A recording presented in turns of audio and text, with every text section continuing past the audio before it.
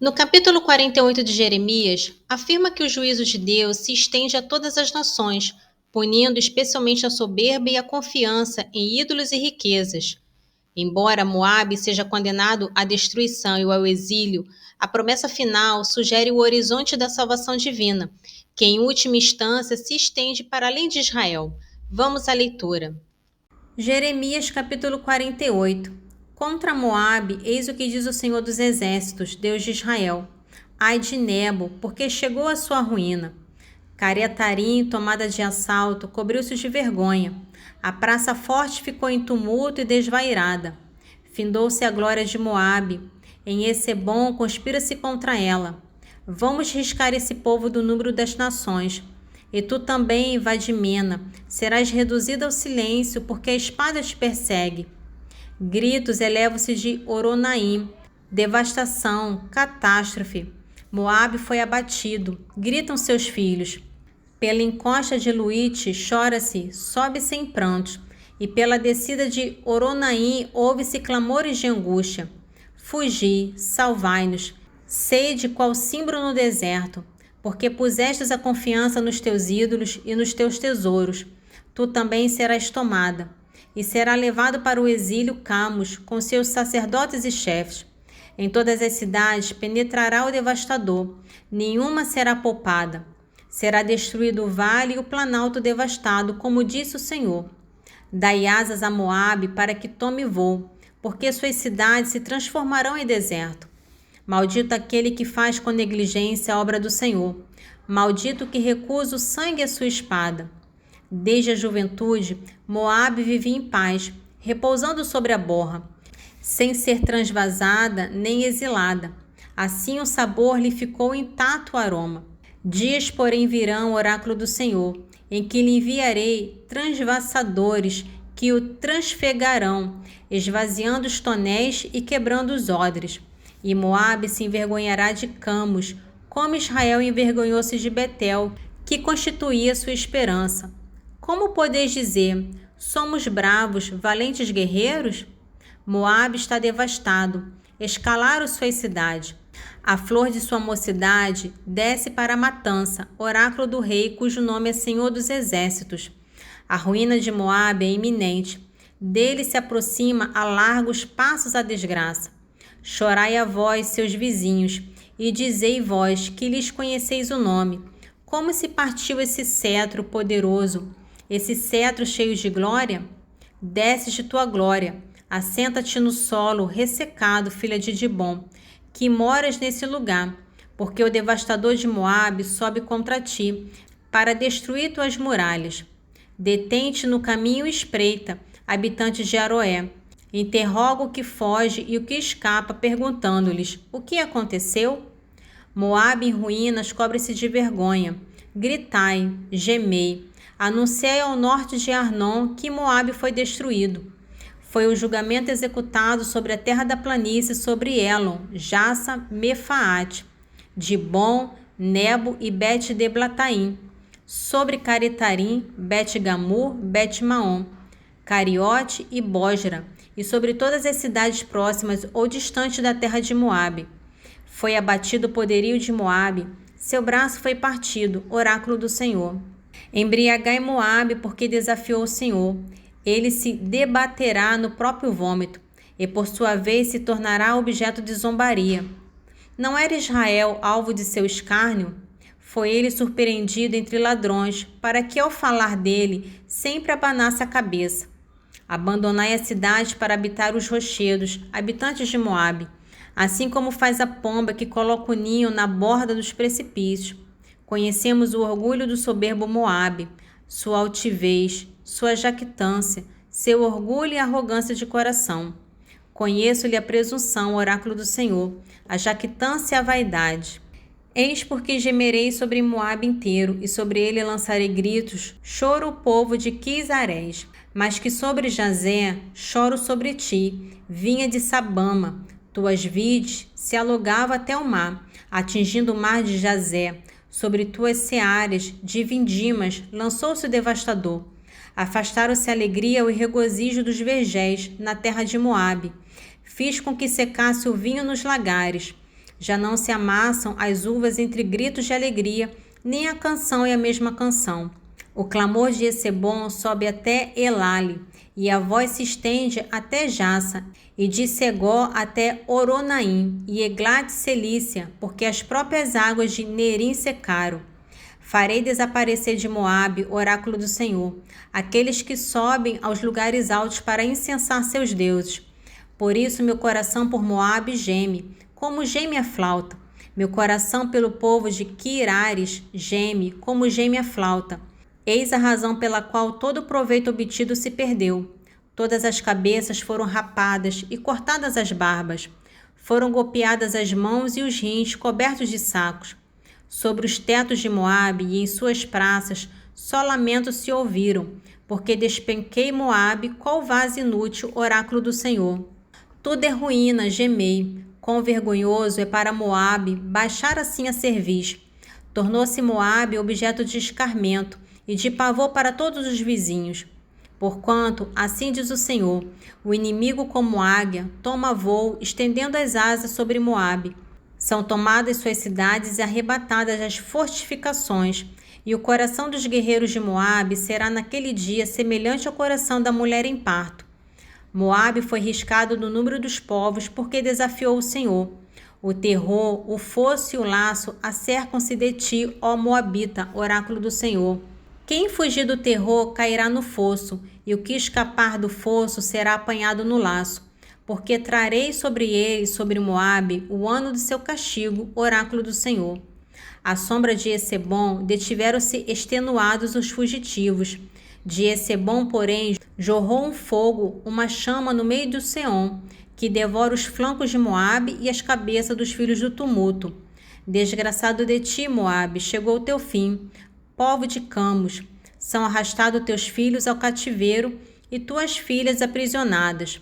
Com o andar do tempo, porém, oráculo do Senhor, mudarei a sorte de Moabe. Fim do julgamento acerca de Moabe. Nesse trecho do capítulo 49 de Jeremias, os oráculos contra Amon e Edom demonstram a justiça de Deus sobre as nações vizinhas. Amon é julgado pela usurpação e idolatria, enquanto Edom é condenado pela sua arrogância e confiança na própria força e geografia. A destruição é terrível, mas a inclusão de notas de restauração e de consolo sublinha que, mesmo no juízo, a misericórdia de Deus tem um horizonte final. Jeremias capítulo 49, dos versículos 1 ao 22. Aos amonitas, eis o que diz o Senhor: Israel não possui filhos nem herdeiros? Porque Melcom apoderou-se de Gade e instalou seu povo nas suas cidades? Dias virão, oráculo do Senhor, em que farei ouvir gritos de guerra em Rabá dos amonitas. Ficará ela reduzida a um montão de escombros. Suas filhas serão entregues às chamas, e Israel herdará dos que dele herdaram, oráculo do Senhor. Lamenta-te, Esebom, porque Ai foi devastada. Gritai, filhas de Rabá, revesti-vos de cilícios e cobri-vos de saco, errando pelo redil, porquanto Melcom vai ser levado ao exílio, com todos os seus sacerdotes e chefes. Por que orgulhar-te da fertilidade de teus vales? Filha, esquiva, que tantos confias em teus tesouros, dizendo: quem ousaria atacar-me? Vou desencadear em volta de ti o terror, oráculo do Senhor dos Exércitos. Serei expulsos um por um, sem que ninguém consiga reunir os fugitivos. Em seguida mudarei a sorte dos amonitas. Contra Edom, eis o que diz o Senhor dos Exércitos. Não existe mais sabedoria em Temã?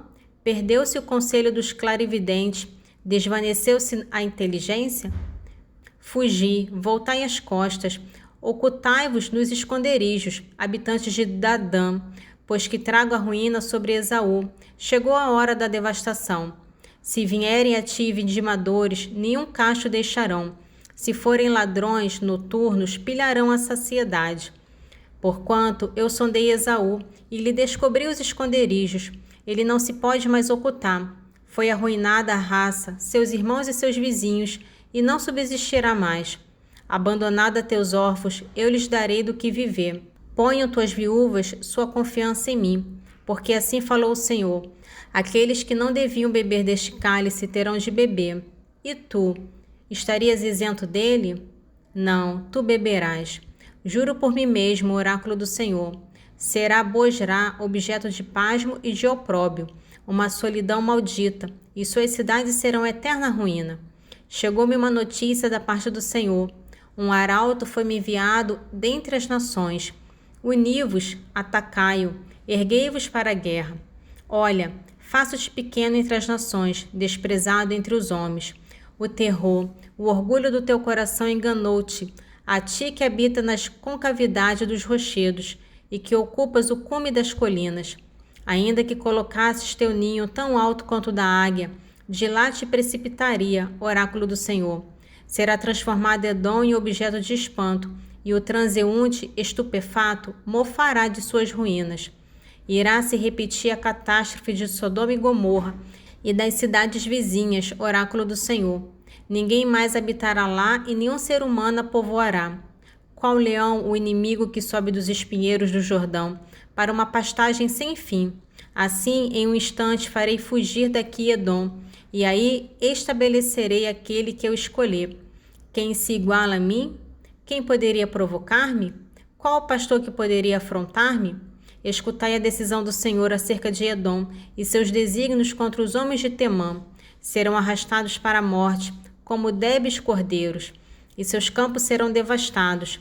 Ao estrondo de sua queda, treme a terra, e até o mar vermelho ressoa o seu fragor. Qual uma águia, eis que desprende o voo, estendendo suas asas sobre Bosra, e o coração dos guerreiros de Edom naquele dia se assemelhará ao coração da mulher em parto. O resumo do capítulo 3 de Timóteo é, portanto, o manual de recursos humanos da igreja primitiva, garantindo que a liderança de bispos e diáconos seja de caráter moral e irrepreensível, tanto na vida pública quanto na privada, para que a igreja, a coluna da verdade, possa representar dignamente o grande mistério de Cristo. 1 Timóteo, capítulo 3. Eis uma coisa certa, quem aspira ao episcopado, saiba que está desejando uma função sublime, porque o bispo tem o dever de ser irrepreensível, casado uma só vez, sóbrio, prudente, regrado no seu proceder, hospitaleiro, capaz de ensinar. Não deve ser dado a bebidas, nem violento, mas condescendente, pacífico, desinteressado. Deve saber governar bem a sua casa, educar os seus filhos na obediência e na castidade. Pois quem não sabe governar a sua própria casa, como terá cuidado da igreja de Deus? Não pode ser um recém-convertido, para não acontecer que, ofuscado pela vaidade, venha a cair na mesma condenação que o demônio. Importa outro sim que goze de boa consideração, por parte dos de fora, para que não se exponha ao desprezo e caia assim nas ciladas diabólicas. Do mesmo modo, os diáconos sejam honestos, não de duas atitudes, nem propensos ao excesso da bebida e ao espírito de lucro, que guardem o mistério da fé numa consciência pura.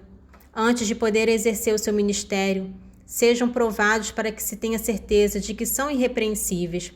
As mulheres também sejam honestas, não difamadoras, mas sóbrias e fiéis em tudo.